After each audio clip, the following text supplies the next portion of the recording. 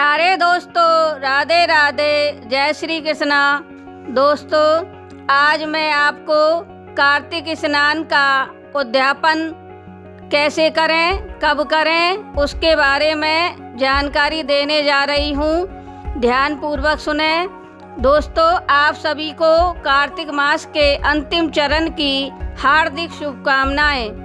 आप सभी के ऊपर भगवान विष्णु और माता लक्ष्मी की सदा अपार कृपा बनी रहे, ऐसी मेरी भगवान विष्णु और माता लक्ष्मी से दिल की पुकार है। मैं आप सभी भक्तजनों का अपने चैनल ओम आस्था एंड भक्ति में हार्दिक स्वागत करती हूँ। चलिए, मैं आज के इस वीडियो में कार्तिक मास के व्रत और उसके उद्यापन की विधि के बारे में बताने जा रही हूँ। इसलिए आप मेरे इस वीडियो को अंत तक अवश्य ही देखें, तभी आपको उद्यापन की सारी विधि समझ में आएगी। आप सभी भक्तजन अपने अपने इष्ट देव को नमन करें और वीडियो को देखना आरंभ करें। बोलो विष्णु भगवान की जय, बोलो लक्ष्मी माता की जय। दोस्तों, ऐसी मान्यता है कि किसी भी व्रत को, किसी भी नियम की जब तक पूर्ण फल की प्राप्ति नहीं होती, जब तक उसका उद्यापन नहीं किया जाए। इसलिए हर व्रत और हर नियम का उद्यापन करना जरूरी माना गया है।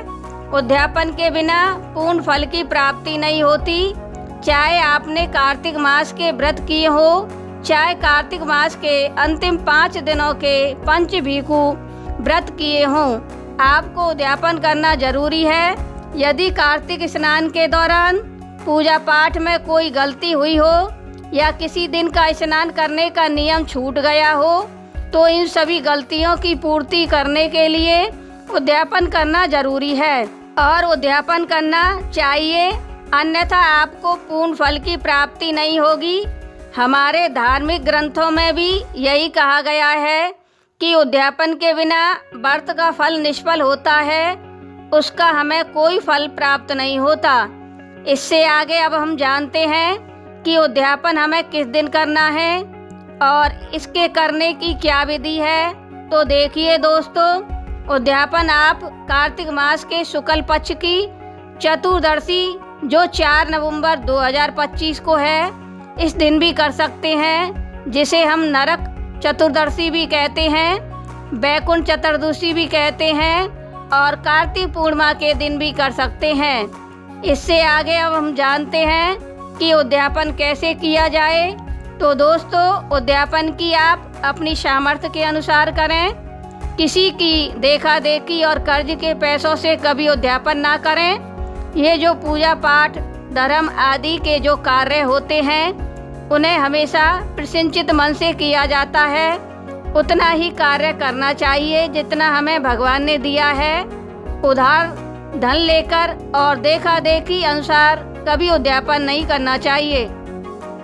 दोस्तों, इससे आगे अब हम जानते हैं उद्यापन की विधि के बारे में। तो दोस्तों, उद्यापन के दिन ब्रह्म मुहूर्त में जागकर स्नान आदि करें, जैसा आप कार्तिक मास के अन्य दिनों में करते आए हैं। आप किसी पवित्र नदी, पवित्र जलाशय में भी स्नान कर सकते हैं। यदि ऐसा करना संभव ना हो तो अपने घर पर ही नहाने के जल में गंगा जल और काले तिल डालकर स्नान कर सकते हैं। इसके बाद स्वच्छ वस्त्र धारण करें और फिर भगवान सूर्य को अर्घ्य अवश्य ही दें। उद्यापन को आप किसी ब्राह्मण से भी करा सकते हैं और स्वयं भी कर सकते हैं। स्नान के बाद आपको मंदिर में जाना है। मंदिर में जाकर आपको एक दीपक जलाना है और अपने कार्तिक मास के व्रत के उद्यापन का संकल्प लेना है। पंचदेवों की पूजा करनी है, जिनमें श्री गणेश जी, भोलेनाथ, भगवान विष्णु, सूर्य भगवान और माँ दुर्गा हैं। इसके बाद भगवान विष्णु और माता लक्ष्मी की विशेष पूजा और आराधना करनी है। भगवान विष्णु और माता लक्ष्मी को पुष्प, दीप, धूप, नैवेद्य, मिठाई सब अर्पित करें। दोस्तों, उद्यापन वाले दिन भी आपको व्रत रखना है। चाहे तो आप उद्यापन करने के बाद शाम को व्रत खोल सकते हैं। यदि नहीं हो तो आप प्रतिपदा के दिन सुबह व्रत खोलें। दोस्तों, उद्यापन वाले दिन आपको उन वस्तुओं का दान अवश्य ही करना चाहिए जिनको आपने पूरे कार्तिक के महीने भर त्यागा है। जैसे कुछ लोग चावल खाना छोड़ देते हैं, तो कुछ लोग दाल खाना छोड़ देते हैं, कुछ लोग चप्पल पहनना छोड़ देते हैं। जो भी कार्तिक के महीने में छोड़ने का नियम लिया है, पहले आप उन चीज़ों को दान करेंगे, उसके बाद उन चीज़ों को तुम स्वयं ग्रहण करेंगे। जैसे किसी ने दाल खाना छोड़ा है तो दाल का दान कीजिए, उसके बाद उसे ग्रहण कीजिए। किसी ने चप्पल छोड़ी है तो पहले किसी गरीब को चप्पल पहनाओ या दान दो, उसके बाद स्वयं चप्पल पहनो। इस दिन आप अपने घरों में पक्का भोजन और मिठाई बना सकते हो और कम से कम एक ब्राह्मण और एक ब्राह्मणी के जोड़ों को भोजन अवश्य ही कराएं। अधिक से अधिक आप 31 ब्राह्मण और ब्राह्मणियां ले सकते हैं। उन्हें प्रेम पूर्वक भोजन कराएं और दान स्वरूप वस्त्र आदि भेंट कीजिए। ब्राह्मणों को आप गर्म वस्त्र भी दान कर सकते हैं और ब्राह्मणी के लिए फुल श्रृंगार का सामान अवश्य ही भेंट करें। यदि किसी कारण बस आप ब्राह्मणों को घर पर भोजन ना करा सकें तो मंदिर में भी एक थाली लगाकर ब्राह्मण और ब्राह्मणी को दे सकते हो। उन्हें साथ में वस्त्र श्रृंगार का सामान भी भिजवा सकते हैं। उद्यापन में 5 बर्तन भी अवश्य दान करने चाहिए, जिसमें थाली, कटोरी, चम्मच, गिलास और लोटा होता है। 5 बर्तनों में लोटा अवश्य ही होना चाहिए, क्योंकि लोटे से आपने पूरे कार्तिक मास में भगवान सूर्य और माता तुलसी जी को जल अर्पित किया है, इसलिए साथ में लोटे का होना अति आवश्यक है। दान में दिया जाने वाला लोटा कभी खाली नहीं देना चाहिए, उसमें आप चावल या गेहूं भरकर दे सकते हैं। दोस्तों, कार्तिक के महीने में सोने और चांदी का दान करना बहुत ही फलप्रद माना गया है, लेकिन आज के समय में इनका दान करना संभव ही नहीं, असंभव है।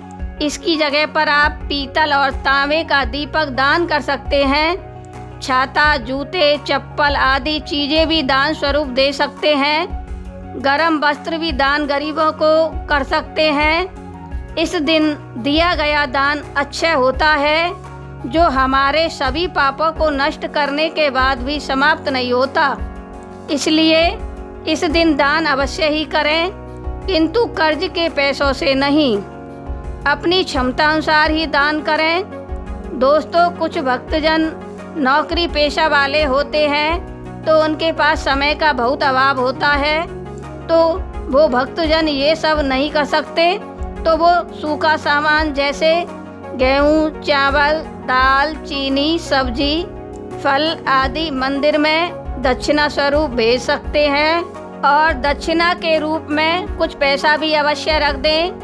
ब्राह्मणों को तुलसी वाली माला भी दान दे सकते हैं और जो माला दें वो गौमुखी के साथ दें और अंत में ब्राह्मण और ब्राह्मणियों से आशीर्वाद लें। इससे आपने कार्तिक मास में जो भी त्याग, तपस्या, व्रत और नियम धारण किए हैं उनका पूर्ण फल आपको प्राप्त होगा।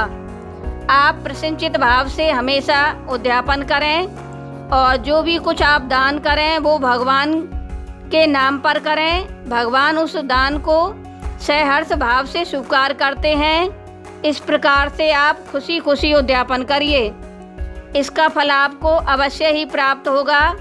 उद्यापन के लिए घर में किसी भी प्रकार का कलेश और चिकचिकबाजी नहीं होनी चाहिए, तभी आपका उद्यापन करना सफल होगा।